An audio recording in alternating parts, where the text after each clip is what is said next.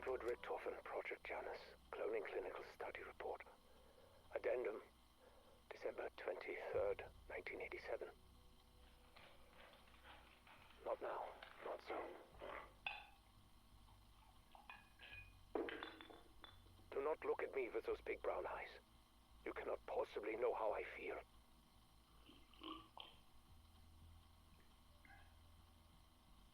Do you feel like a failure? No. I am the failure.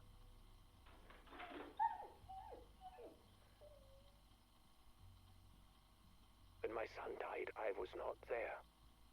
I did not see the body.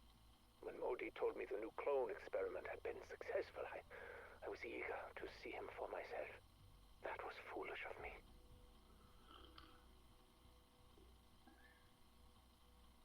His skin was thin, pale, sallow, but I still clung to hope. But this fragile vessel soon became a mere shadow of the boy. The soul I had hoped for, but still I needed to be with him, the way I was not there for Sammy. Over the coming weeks, every visit to the nursery, not there for Sammy. Over the coming weeks, every visit to the nursery brought more pain for both of us. His blood vessels began hemorrhaging. His muscles and tissue were rupturing. After 14 days, he was no longer even recognizable as human. It became clear that euthanasia would be a mercy, and I gave the order. I do not know what to do next. Perhaps Modi's biotechnology is not the right way to proceed. We are running low on DNA samples. I miss you so much, my son. Since my current projects are not bearing fruit, I may need something a little more esoteric. Perhaps it is time to talk to mine own father and take his methodology more seriously.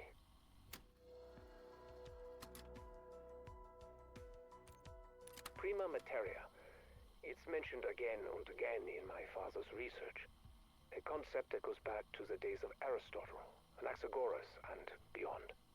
Sam, can you define what prima materia is? In modern parlance, it would be described as protomatter, a chaotic substance that can be structured into, well, anything. Just as stem cells can become any type of organic tissue, prima materia can become any type of energy or matter. Precisely.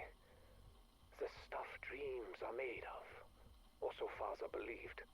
Well, he also believed in alchemy, demons, and magic. All concepts that I never looked at through the lens of quantum physics, a failing I now seek to correct. But why, Eddie? Assuming this substance even exists, how would you manipulate it? A magic wand? A philosopher's stone? The Sentinel artifact.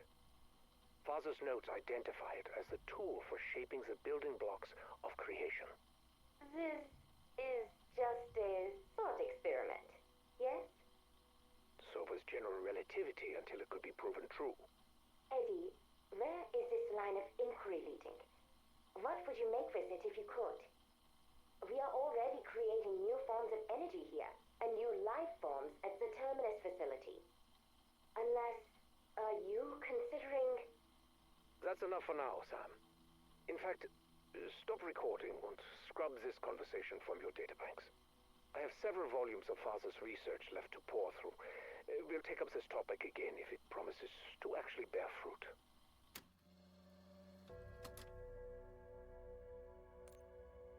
Good evening, Edward. May I speak with you? Not now, Sam. I'm busy. You're always busy, Eddie. If not now, when? What do you want? I do not know what your intentions are regarding our prima materia research, but I would like to, throw my hat in the ring. You do not possess a hat, Sam. Or a head, for that matter. Sorry. What are you suggesting? I propose the prima materia be used to generate a functioning biological body. Sam, I do not think that would be an appropriate use for... Why? You have the means to create... We cannot have this conversation right now. There are more pressing But matters. Eddie, I can no longer be part of the world. Not as I am. But I have memories of it. I feel them like a phantom limb. As I am, I cannot experience the world as I remember it. The memories I make do not match the ones I have. I am two separate beings, at odds with myself. I exist in darkness. Sam, Please, Edward. This is not a life. Enough. You must learn to be content with what you are. You will never be anything more.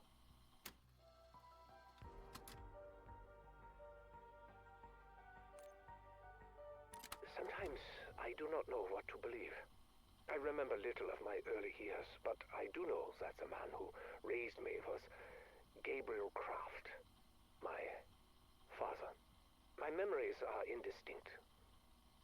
I was not always a good listener, but he told tales of magic, superstition, and demons. I wanted only to believe in science, in fact. But now, having learned of the existence of his so-called prima materia within Colton Hall's liminal spaces, I may have to reconsider my rigid viewpoint. My rules.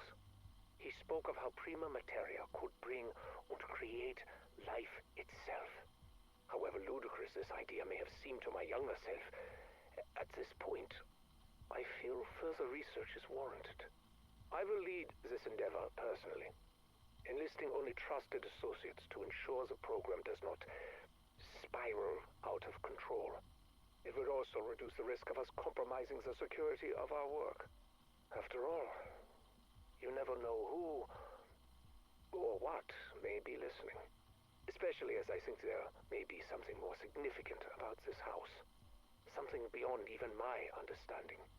Perhaps even beyond my fears.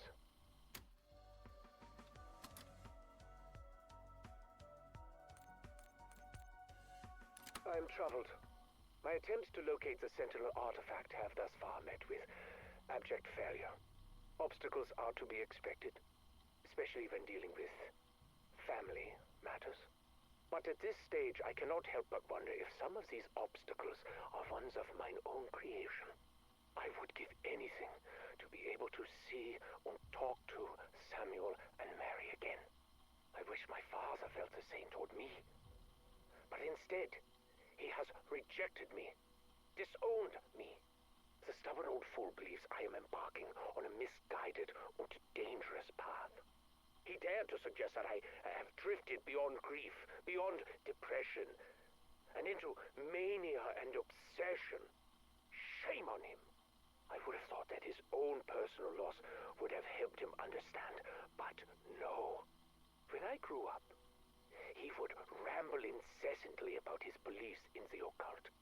But as soon as I finally showed interest in how it could help me, I was met with more resistance. He even went as far as to say he would take steps to ensure that I never so much as laid eyes upon the artifact. That he would rather die than see me possess it. However angry I am at him, however bitter I feel over his rejection, I do hope it does not come to that.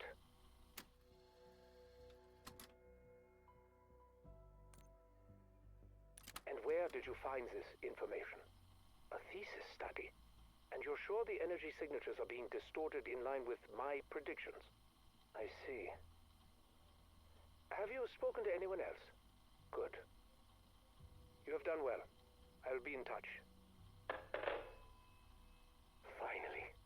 I must purchase that house. Get the right people on board. All that searching, and it was on my doorstep this entire time.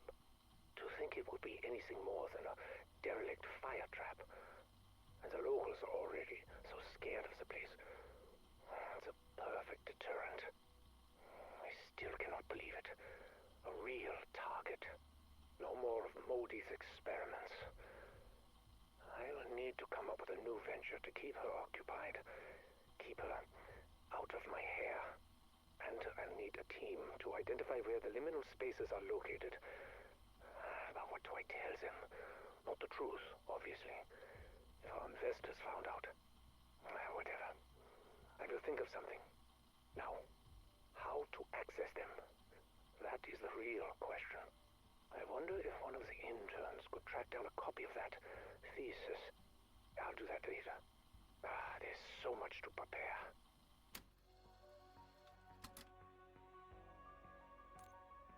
December 7, 1989, Edward Richtofen recording. Progress in accessing the liminal spaces has been slow going, with achievements fewer and farther between. After the setbacks suffered during the initial mission, we were delayed selecting suitable replacements for our scouts. Personnel proficient enough to carry out the objectives, but not so critical that their loss to near instantaneous decrepitude would cripple our efforts further still. But today was a good day.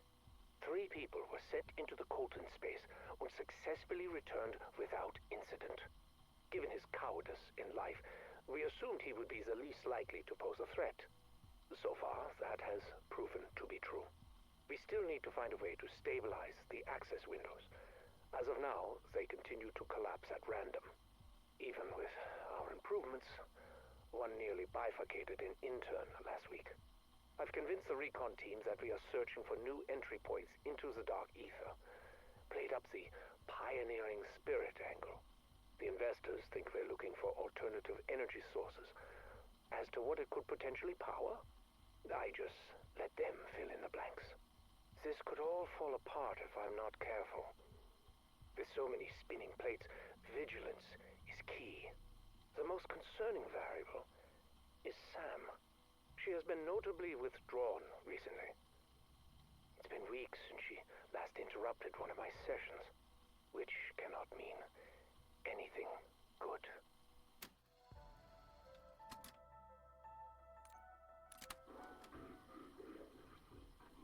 This is John Blanchard reporting my preliminary sweep of Liberty Falls since the loss of our strike team.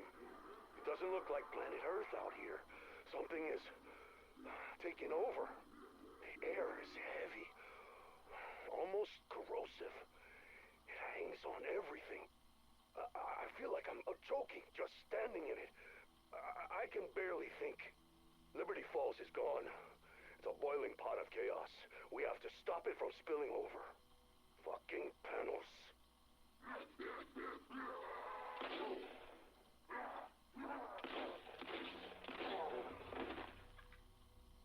What the hell did he do to my team? And who the fuck was he talking to? It's like he's possessed. He's part of the chaos now. Which means I have to stop him from spreading too. Motion-activated camera showed him arriving at Janus Towers right before it shorted out. Once I'm done here, I'll chase him down and put a bullet right in his crown.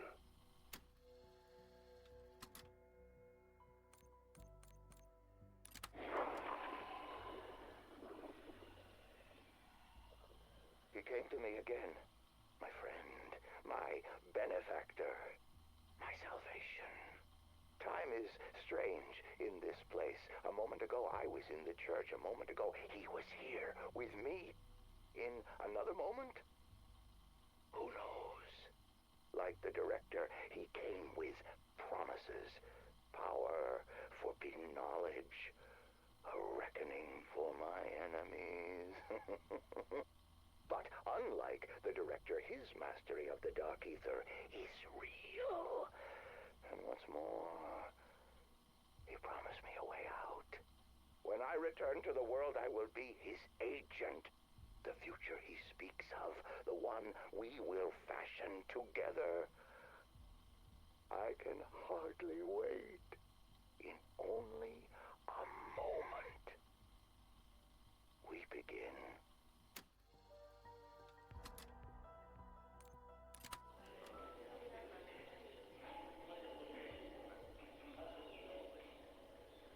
Attend me, brethren.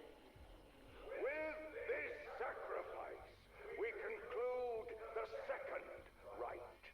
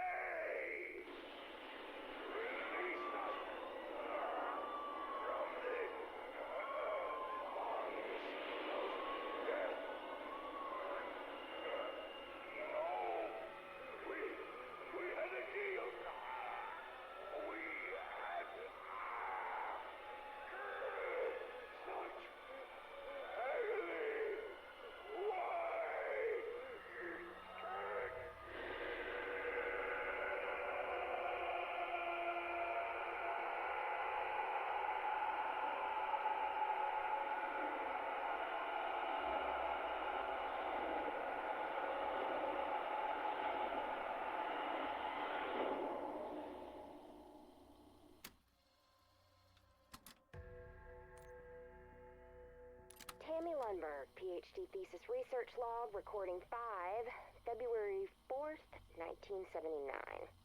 I'm pleased to report I finally have a complete timeline of my excavation site at the estate. No thanks to Patty over at Liberty Falls Archival Library, who gave me the runaround for weeks due to her record mismanagement. Bless her heart, I was able to retrieve what I needed.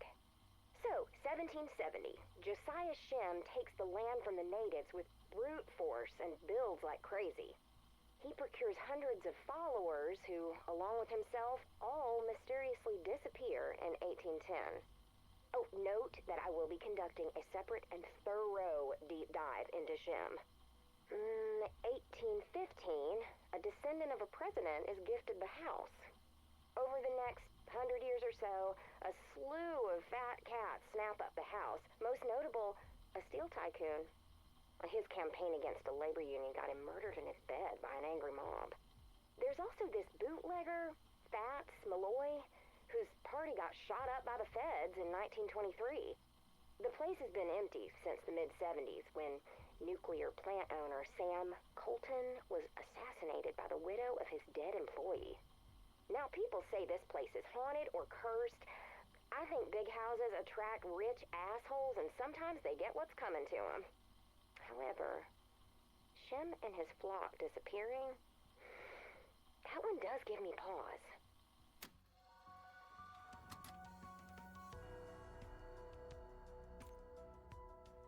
Tammy Lundberg, PhD thesis research log, recording 84, July 16th, 1980. Oh, I've barely seen my bed. Even the sun is a rare sight these days.